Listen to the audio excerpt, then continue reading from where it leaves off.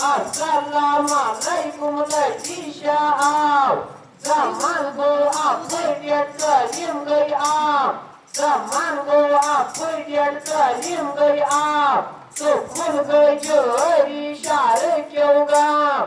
Sukun gaya syar kelim hidin gaya turun agama. Assalamualaikum Malaysia. Assalamualaikum Malaysia.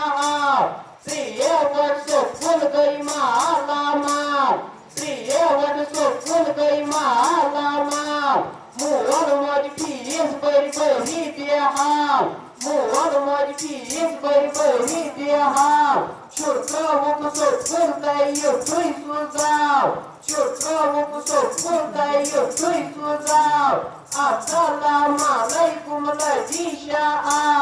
Assalamualaikum Syurita Sakar Sopur Syurita Syurita Sakar Sopur Kita bariki chanu mopur Kita bariki chanu mopur Ase amat ras pakai syongdraw Ase amat ras pakai syongdraw Assalamualaikum Malaysia.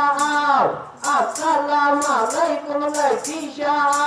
Ustad gargaskan sare paras.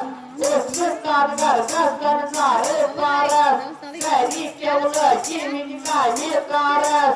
Dari kewala jimi kani karas. Ustad cuci atau. Ustad cuci atau. Assalamualaikum Malaysia. Asal cum-cum kedai koran camcau. Assalamualaikum Malaysia. Malaysia masyhur berau. Assalamualaikum Malaysia.